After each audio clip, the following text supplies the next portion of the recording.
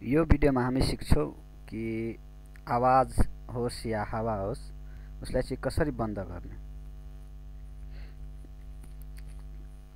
त्यसलाई बन्द गर्नको लागि हामीले चाहिँ यो F12 दबाउनु पर्छ बटन। अनि यो दबाउँदाखेरि स्क्रिनमा चाहिँ हामीले यो F चाहे अफ चाहे अन भनेर आउँछ। F भन्दाखेरि हाम्रो जब मसिन चलाउँछ तब मात्रै हावा आउँछ या आवाज आउँछ। अनि यो अफ गरिसकेपछि हामी मसिन चलाउँदाखेरि न हावा आउँछ न आवाज आउँछ। अनि यो अन गरेपछि हामीले कन्टिन्युअसली नोइज एन्ड एयर आइराख्छ हाम्रो। अनि हामीले प्रोडक्सन गर्दाखेरि मसिनलाई चाहिँ एफ मोडमा राख्नुपर्छ, किनभने एफ मोडमा राखेपछि चलाएपछि हावा तान्छ अनि हाम्रो निडलहरूले राम्रोसँग काम गर्छ।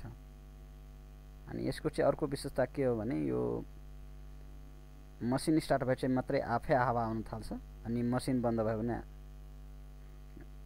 प्रोडक्सन भएन भने हावा आफै बन्द हुन्छ। अब यो चाहिँ कसरी गर्ने भन्ने को लागि हामी चाहिँ भिडियो हेरौँ।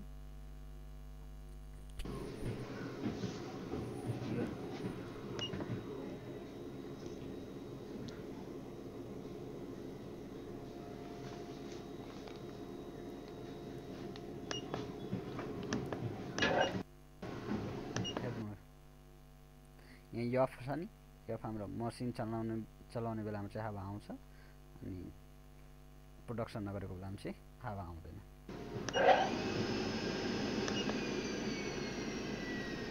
यो अफ गरेपछि हाम्रो हावा पनि बन्द भयो।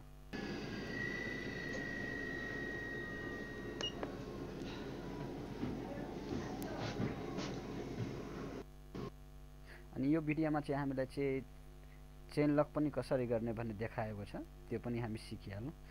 चेन लक गर्नको लागि हामीले F1 बटन दबाउनुपर्छ। यो हाम्रो बत्ती बन्यो नि चेन लक। अनि यो चाहिँ लगाएपछि हाम्रो मसिन चेन लकमा आउँछ।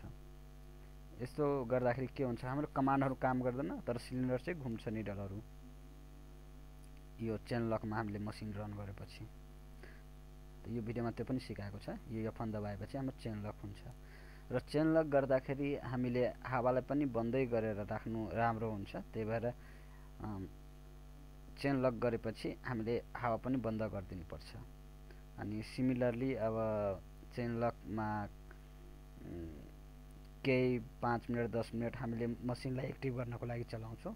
त्यो भएपछि हामीले फेरि मसिनलाई प्रोडक्सनमा हाल्दाखेरि चाहिँ हामीले चाहिँ हावा अन गरिदिनुपर्छ, एफ मोडमा राखिदिनुपर्छ यो F12 बटन दबाएर। अनि यो चेन लक पनि अफ गरिदिनुपर्छ F1 बटन दबाएर। अनि यो अफ गरेपछि यो बत्ती हाम्रो निम्छ। यसको मतलब के हुन्छ भने हाम्रो चेन लक अफ छ। त यो मसिन यो भिडियोमा त्यो पनि देखाएको छ।